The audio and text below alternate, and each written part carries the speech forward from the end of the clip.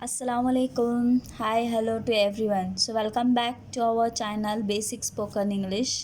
Last class मैंने just introduction दिया था, तो आज उसके हिसाब से हम डे 1 क्लास स्टार्ट करेंगे. So today we'll read about the alphabets and letters, then vowels and consonant, and the last one about the words and sentences. Possible today we learn.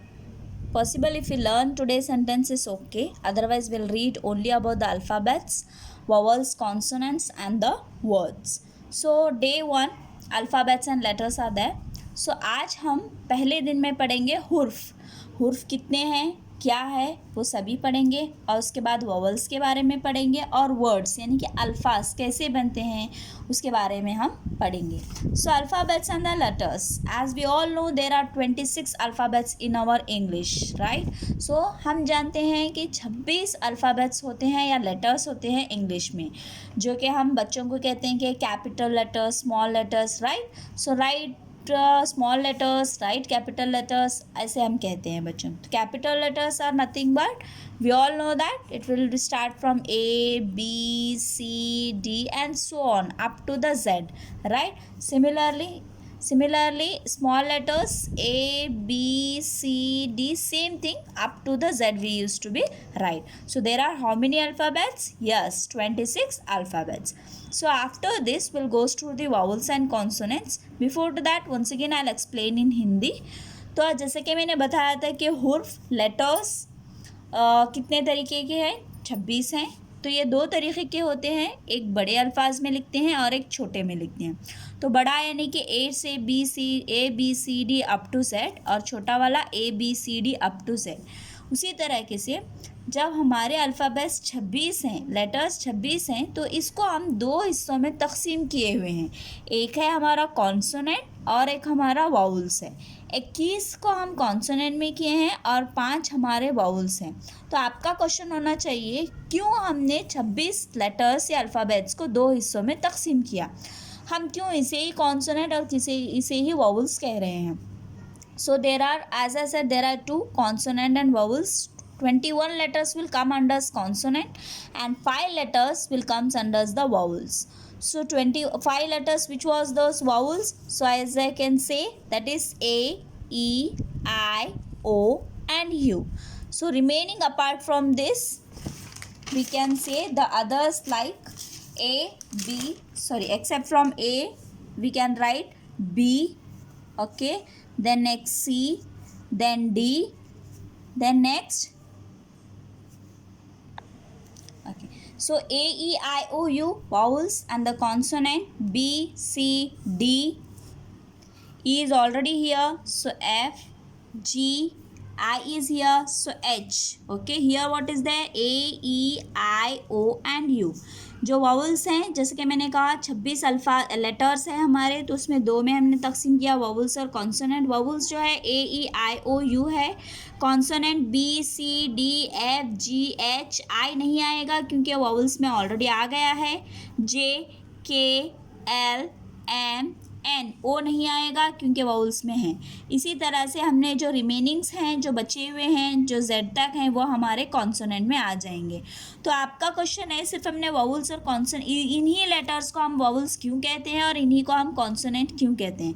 क्योंकि देखिए जब आप बोलने लगेंगे ए, ई, आई, ओ, यू, ना इसे ज़्यादा आप प्रेशर दे सकते हो, ना ही उतना ज़्यादा खींच के इसे बोला जाता है, तो इसीलिए हम इसको वाउल्स कहते हैं. कॉन्सोनेंट में क्या है, हम एक एक लेटर्स को, एक एक अल्फ़ाबेट्स को थोड़ा ज़ोर से बोलना पड़ता है, मतलब खींच के दबाव डाल के बोलना पड़ता है. जैसे कि बी, सी, डी, एफ, जी, एच, ऐसे दबाव डाल के बोलना पड़ता है, तो इसीलिए हम इसको कॉन्सोनेंट कहते हैं. ठीक है. सो हमारा नेक्स्ट वर्ड है, नेक्स्ट टॉपिक है, that is word. So words क्या है, आज हम सिर्फ वर्ड्स के बारे में पढ़ेंगे, सेंटेंसेस हम नेक्स्ट क्लास में पढ़ेंगे. ओके.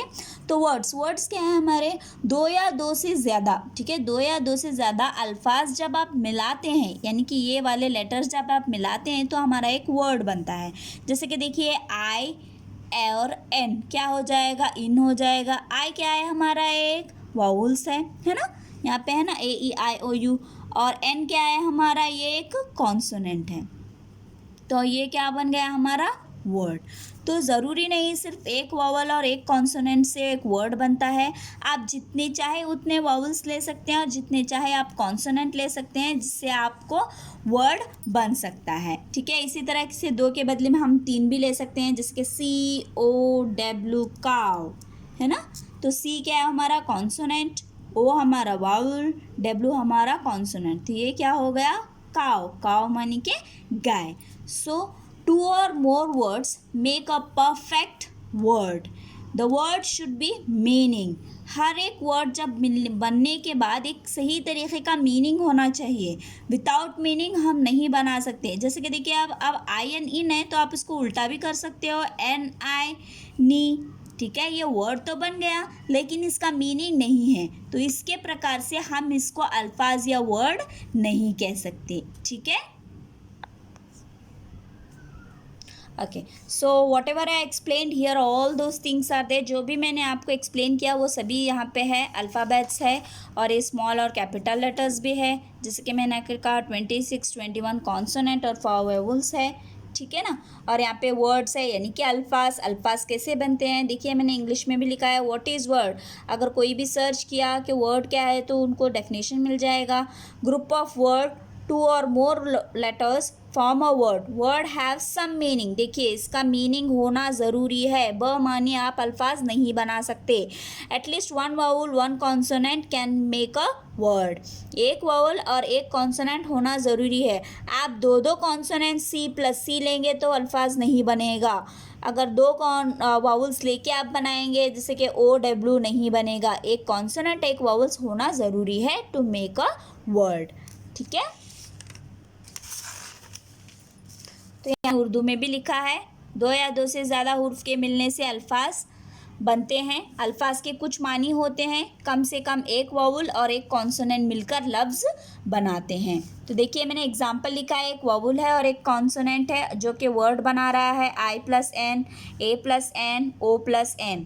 ठीक है, देखिए एक वावल है और एक कॉन्सोनेंट है। एक वावल एक कॉन्सोनेंट ऐसा नहीं है, है ना। तो एक कॉन्सोनेंट एक वावल, यहाँ पे भी देख सकते हो आप M+E me, N+O no, T+O to. इसी तरह से 2 हो गए तो 3 वाले भी लेकर बना सकते हैं, B+O+Y बॉय, गन, काव, हैट।